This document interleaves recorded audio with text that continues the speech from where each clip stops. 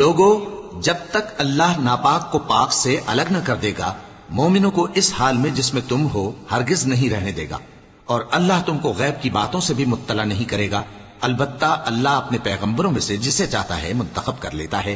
سو تم اللہ پر اور اس کے رسولوں پر ایمان رکھو، اور اگر ایمان پر قائم رہو گے اور پرہیزگاری کرو گے تو تم کو اجر عظیم ملے گا۔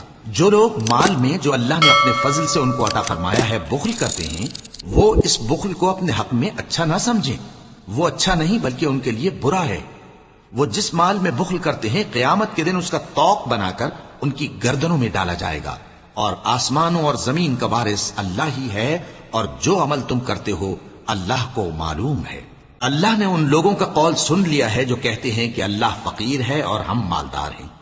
یہ جو کچھ کہتے ہیں ہم اس کو لکھ لیں گے، اور پیغمبروں کو جو یہ ناحق قتل کرتے رہے ہیں اس کو بھی قلم بند کر رکھیں گے، اور قیامت کے روز کہیں گے کہ سخت جلن والی آگ کے عذاب کے مزے چکتے رہو۔ یہ ان کاموں کی سزا ہے جو تمہارے ہاتھ آگے بھیجتے رہے ہیں، اور اللہ تو بندوں پر مطلق ظلم نہیں کرتا۔ جو لوگ کہتے ہیں کہ اللہ نے ہمیں حکم بھیجا کہ جب تک کوئی پیغمبر ہمارے پاس ایسی نیاز لے کر نہ آئے جس کو آگ آ کر کھا جائے تب تک ہم اس پر ایمان نہ لائیں گے۔